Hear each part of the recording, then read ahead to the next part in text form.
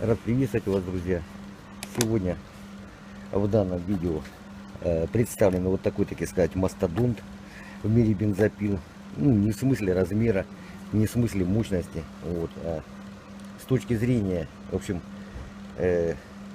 уже раритетная бензопила. С точки зрения давности. То есть их давно не выпускают, очень давно как бы не выпускают. Пила вот это конкретно 2004 года, как можно определиться по бирке. Производство USA. Вот. А точнее Husqvarna, модель Husqvarna 136. Получается. То есть сделано в Штатах. Такими мы, наверное, самые первые они в рынок вошли. То есть еще в те времена как бы штиля не было. Был партнер и Husqvarna. Вот так они вошли в рынок. Ну, он действительно так солидно в руке держится. Приемлемый такой вес. Вот, знаете, она тяжеленькая такая, так можно сказать. В данном случае, в общем, как она ко мне попала, да, то есть плохо заводится. Плохо заводится, ну и они еще веревку тут выдрали однозначно. Ну, было бы удивительно, если бы она хорошо заводилась, а клиент бы сказал: ой, блин, что-то она так хорошо заводится, меня это так беспокоит, нужно что-нибудь подкрутить, чтобы она похуже заводилась. Вот. То есть такие, знаете, как мнительные владельцы бензоинструмента. Обычно начинается с чего, что вот у меня там что-то стало бренчать на слух, да, ну, то есть я стал слышать, что она на перегазовке бренчит. Вот. Я говорю: ну вы не прислушиваетесь, да и все. Ну то понятно, ну все же. Я говорю: ну что вам может помочь? Вот. И предлагаю обычно вот такую штуку классную. Вот. То есть когда ее одеваешь на уши, ничего не бренчит, не звенит, как говорится, и не щелкает. Ну, все почему-то улыбаются и отказываются, хотя и денег небольших стоит. 150 рублей пара. То есть два уха за 150 рублей можно приглушить. Вот такого плана. То есть реально, чтобы эксплуатация, она, конечно, очень давно, но выглядит очень хорошо. Вот. Единственное, что ну, это стандартно, да, то есть потянуто вот в этом месте. Вот, возможно, вполне кто-то несведущий прижимал так, либо газовали с отчаянной скоростью. Получается, что здесь у нее кулачки не оригинальные стоят, тоже с чего-то.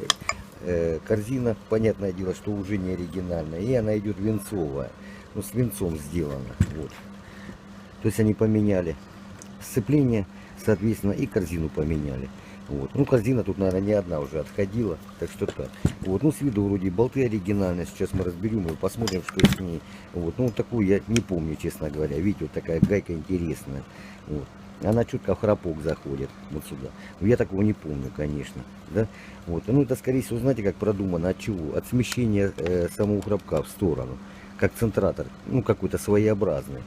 Вот. Модуль оригинальный стоит. Ну, тут другой как бы, ну, я не знаю, китайский не поставишь. Ну, реально оригинальный. Так. Унилон, что-то такого плана. Ну, давно не приносили такую бензопилу.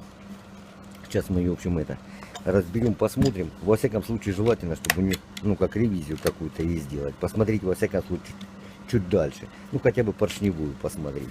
Снять, осмотреть, как сальники с этой стороны. Да вообще, блин, предлагаю вообще ее разобрать досконально. Вот. И посмотреть, так и сказать. Ну, в таких случаях вообще желательно всегда заезжать с поршневую. То есть осмотреть поршневую, ну, что у него там на наличие, не знаю, там, ну, на наличие чего-то незнакомого, чего-то удивительного. То есть всегда заглянуть надо. Это как бетономешалки мы продаем. И вот 100 человек за день пройдет, 99 в бетономешалку заглянет. Что они там в этой бетономешалке пытаются найти? Что увидеть там они хотят? Все заглядывают туда. Мы одно время как-то их переворачивали. Просто раз перевернем кверх ногами. Так садятся на курточке, не леним. И заглядывают туда снизу. Щось не то, с одним словом. Уже что-то мне там не нравится. Глушители, кстати, такие стали поставлять отдельно. АЕС возят под 350 рублей, что ли. Комплект полностью. И одно время шли с глушителями, с этими бедовали. Не было вообще. Ну, сейчас стали их поставлять. Вот. То есть такая приличная засаженность идет. Вот. И какие-то затиры на поршне.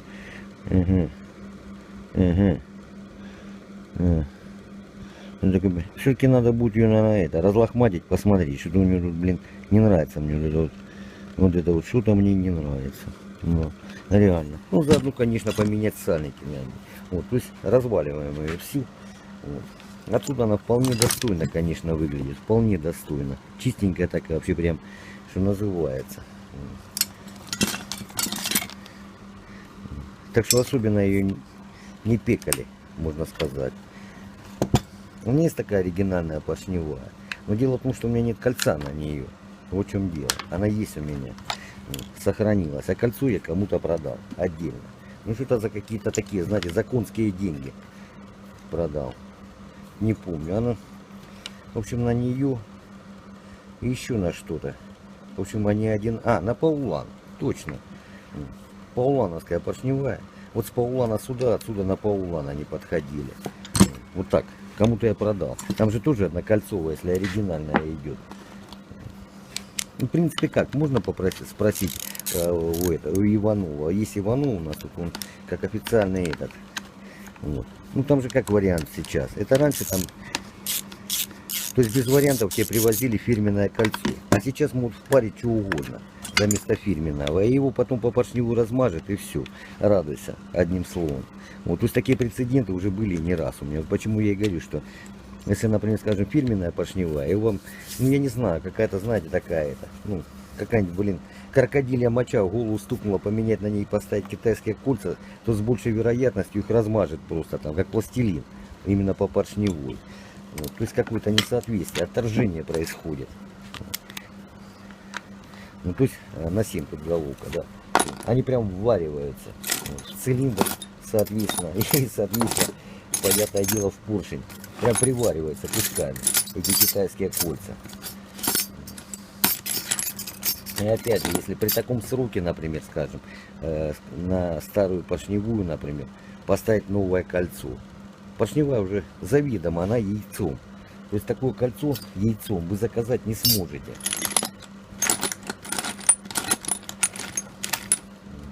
Его как бы в природе не существует. То есть поменять кольца на работавшей поршневой, ну это, конечно, жесть. Однозначно. То есть если она со старым кольцом у вас как-то работала, то гарантированно с новыми кольцами она вообще никак не будет работать. Не как-то вообще.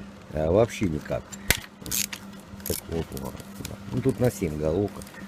Ну, когда-то первые еще ремонтировали, когда так все время удивлялись с этой головки, что на 7. Чего они ее на 7 тут воткнули, непонятно. Взяли бы уже на 6 тогда. Нет, на 7.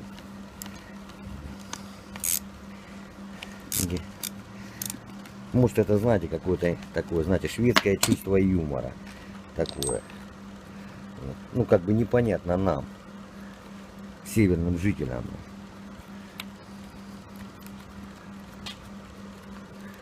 Хотя шведы, они тоже с севера. Но тоже как бы не это, не в Анапе живут. Сейчас мы разбамбулим ее. Посмотрим, что у него с ускорителем. Ну, здесь такой отражатель. В принципе, очень рационально сделано. Сказать ничего не могу. То есть, в данном случае, в такой бензопиле, как бы все моменты очень разумно сделаны. И я даже не помню даже, что тут может, даже в таком моменте, какие-то случаи, которые бы мне не нравились при разборке, либо при сборке. Вот. Ну, карбюратор оригинальный однозначно. Вот. Также вальбра стоит. Ну, его видно было сходу. Вот. И винты вроде бы и не трогались никогда, соответственно. И это уже хорошо. Вот. Ну, скорее всего, разрушена вот эта трубочка между ними. Вот. Ну, как обычно, вот я ее показывал. Все время этот шланг меня достает. Пробки тоже оригинальные. Михаил Львович. Да, ну еще рано. Ну, он обычно где-то с часу. Вот так, кабель старый. Каждый день вообще, да. Он очень алчный человек. Вот. Каждый день, да. И опять поперло. Ну ЮП РСТ. Пойду все-таки солью. Но здесь ключи, конечно, не такие унифицированные, как на штиле. То есть получается тут что идет? Головка тут на 17, на 19. Да. То есть головка на 8, головка на 7, головка на 8, головка на 10 здесь идет. Идет, в общем, торекс, ну, походу 27 идет. Вот ключ опять же на 19. Здесь, дальше посмотрим. По-моему, шестигранники даже есть. Да, вот модуль с шестигранником на 4 переключен. Тут, короче, как масса инструмента нужна однозначно. Вот, не так, как, например, скажем, на штиле. Ну или на новых бензопилах. На новых бензопилах все-таки такая, знаете, как меньше чего-то нужно, меньше продолжения рук. Ну, по поддону, что могу сказать, при сборке-разборке, например, вот этих болтов. Как бы проблем никогда не было, конечно. Тянули всегда их до выскала зубов. Вот тут они, кстати, чуть-чуть подклеенные получаются. Что, скажем, не скажешь насчет момента затяжки про эти болты, которые держат именно поддон картера. Там, да, бывало пару-тройку раз. Даже, наверное, почаще. Ну, раньше, что, ну как, знаете, как это ж, ну, как по безвременью. Вот, раньше их, конечно, лохматили по полной. То есть там за неделю там их по десятку проходило мимо. С чем только они не приходили, эти пилы. Вот. Ну, и, конечно, на своих ошибках, конечно, тогда и учились. В основном. Вот. Как делать, а как лучше не делать. Ну, тогда, конечно, проще. Ну, у нас что-то в районе 6000 было. 6500. Их очень хорошо покупали, конечно. Очень хорошо. Да и сейчас бы многие купили такую пилу. Очень многие. Я очень многих людей знаю, которые бы купили новую пилу такую. Это совсем не потому, что у них, говорится, нарушен обмен веществ, понимаете, а потому, что это действительно очень хорошая вещь. Достойная. Неприхотливая, надежная, как говорится. И всегда улыбается. Всегда. Когда бы ты ее не взял, в каком бы состоянии. Даже вот сейчас она улыбается. Если вы не видите эту улыбку, то бензоинструмент это не для вас. Лучше вам играть в шахматы тогда. Не, затертая поршневая, причем так, достаточно козырно. Сейчас созвонимся, узнаем. Ну, что я могу предложить? Только китайскую. Хотя у меня есть оригинальная. Ну, вот, то есть получается. Соответственно, она тут понатерла кругом.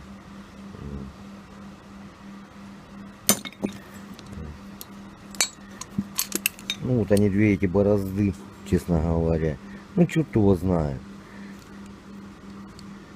Как бы не факт, конечно. Фиг его знает. Ну, да не видите. Так-то визуально нормально. У них еще, знаете, какой косяк был? Ну, в какие-то времена древние. Вот. У них вот этот штифт вываливался, вот этот, но он ничего не рубил, а просто его, знаете, как либо вовнутрь он проваливался, либо что, и кольцо начинало гонять вот так по кругу, то работает, то не работает, вот так вот было когда-то. Вот. Но мне как-то удавалось его восстановить, знаете, что-то туда заколотить, я вот сейчас не помню точно, вот. В данном случае, ну, давно времени много прошло, ну, я не знаю, что здесь сделать здесь, реально. Затрудняюсь сказать. В принципе-то ничего такого особого нет. А цилиндр целый. В натуре его слегонца шлифануть его и пойдет. Вот, чтобы кента не напрягать. В данном случае. Ну, здесь практически понятно, почему она плохо заводится. У нее идет, видите, как. Это, скорее всего, может, из-за этого и было. У нее просели, в общем, полностью сальники просели, соответственно. Ну и подшипники вращаются, видите. Они болтаются на обоймах, выработка идет. Видите, они зажигали. И стук вот этот. Это значит, под какой-то сальник она реально перла воздух. Воздух, соответственно, с грязью. Ну, поэтому, как бы, и проблемы с заводкой были. То есть, долго и нудно заводилась она. Ну, эти по-любому поменять, конечно, нужно. Так что так. Ну, я не знаю. Это шлифануть, может, 2000-я наждачка, да и хрен с ним. Чуть-чуть. Вообще там чуть-чуть. И поставить. Наверное, так и сделаю. В общем, не буду нырять глубоко. Вот. Тем более там еще... Да. Вполне возможно, что вот эта грязь, это насос, она именно из-под сальника. Вот эта грязь. Видите, вот. Это реально просто грязь обычная. Вот, то есть не нагар никакой, ничего.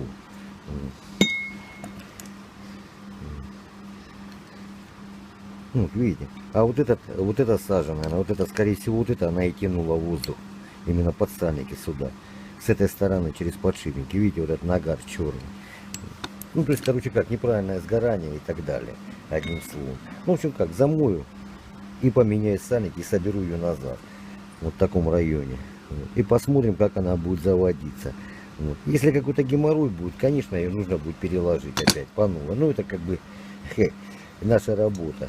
Вот. Ну, я думаю, что будет нормально. Уже практически уверен. Ну, в данном случае, соответственно, чуть-чуть приподнять постели. Вот. Посадку под подшипник, для шейки коленвала. Ну, немножко там почиркать просто. У меня даже видео такое есть, как их немножко там это защитить от проворота. Вот. Кстати, видите, я изолентой замотал. Это кто-то из зрителей посоветовал. Очень разумно. Я всегда вообще говорю, ум хорошо, вот, а два сапога пара. Вот так вот. Вот. И уже можно более свободно электродом махать. Смотрите, масса должна быть очень хорошая, конечно. Вот. Просто точечками чим-чим-чим и все. Ну, есть вариант их приклеить, конечно. Ну, я так думаю, что чем там клеить, вот, а кусочек проволоки и сварочник инвекторный всегда найдется. Это, наверное, проще все-таки будет. Ну и так все. И все, можно подшипники сажать. Прям точками вот так. Все. Понятное дело, что не шов накладывать надо. Ну вот, в общем-то, мы, как говорится, проникли, я надеюсь, во все ее беды. Ликвидировали. Я сразу не заметил, они диффузор потеряли. Вот эту крышечку сниму. Но на нее, к сожалению, нет у меня. У меня, кстати, с год где-то крышка такая лежит, со 136. Заказали тоже, положили на образец, и я найти ее не могу никак. Вот. То есть были, в общем, 136, 141, а потом стали 137, 142. Ну вот так вот. То есть модернизировали они. Хотя, в принципе, ну как, по весам немножко разное стало, и все. А так как бы как было, то и осталось. Однозначно. Ну, я ее немножко так протер. Ну, как вы заметили, да? Шлифанул. Ну, подшипники. Сейчас посмотрим, насколько она вообще отзовется.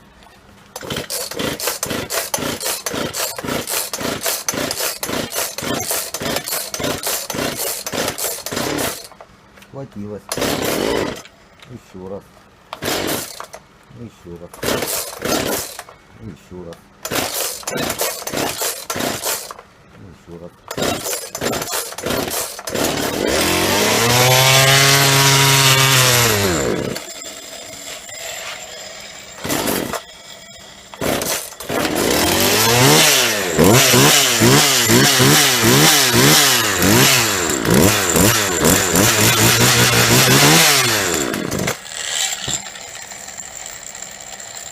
Сейчас мы ключ достанем, наш заветный. Надо же его когда-то использовать.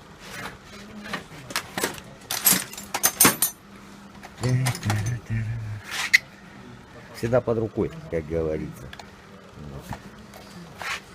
Всегда под рукой. Ну так визуально не вращали. То есть не могу сказать, что что-то делали.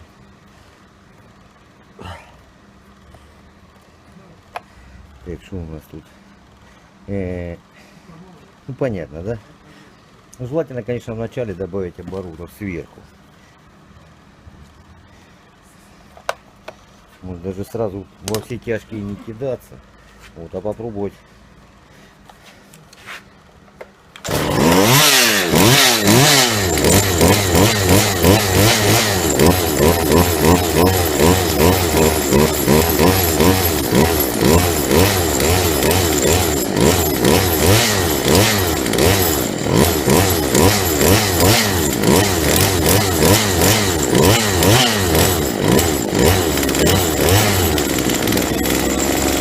батарейка, к сожалению. Вот. Точнее, не села батарейка, замерз телефон. Сегодня так прохладно, +3 всего.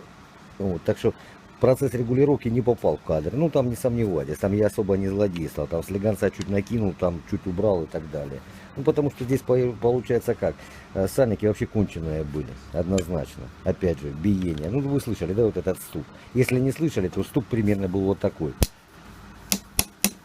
Вот так стучал он, да, пальцами вот так. Когда руками коленвал пробивал. Вот. То есть получилось очень даже и неплохо.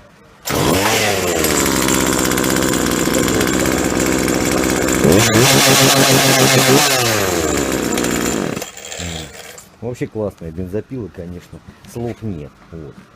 Как можно сказать. В общем, по тем временам я могу однозначно вам, знаете, как это утверждать даже, по тем временам. Когда вы ее заводили и у себя дома что-то пилили, там весь квартал собирался, там, понимаете, поухать, как говорится, и позавидовать. Вот. Тому, как вы это все ловко делали и как замечательно эта бензопила работала. То есть были, в общем, это более ранние модели, это 136, были 146, 146, 136, 141. Потом уже ближе сюда к нам, да, к 18 году, это уже, конечно, 137, 142, вот. Ну, а сейчас уже даже эти отпали модели. Сейчас 236, соответственно, 240, вот, но их уже не выпускают. Сейчас идут 125. Так что так, дорогие друзья, великолепная вещь, она еще походит, я так думаю, что, и, так говорится, не один годик у пацана поработает. Вот. Ну, тем более на нее сейчас практически все есть. Вот. Отличная вещь. Знаете как, и собирал ее, можно с закрытыми глазами даже было. Я серьезно говорю, с такими бензопилами это так, как на велосипеде научился, в общем, на велосипеде ездить, и никогда не забудешь, как это делать. Вот точно так же, как с разборкой и сборкой такой бензопилы. Вот. Даже у меня много болтов на нее, много. Я сюда болт нашел. Вот. Потом внизу планку нашел. Единственное, что диффузора, конечно, нет у меня. Жаль. Здесь посеян диффузор реально. Вот. Потому что я ее сделал, вот прямо не отходя от кассы, и потерять его никак не мог, даже случайно. Так что так. Вот. То есть Husqvarna USA, модель 136, практически в идеальном состоянии. За 14 лет она, как говорится, только выцвела, можно сказать. Вот так вот. До свидания, дорогие друзья. До новых встреч, до новых видео, до новых бензопил. Ну, до старых, как говорится, тоже.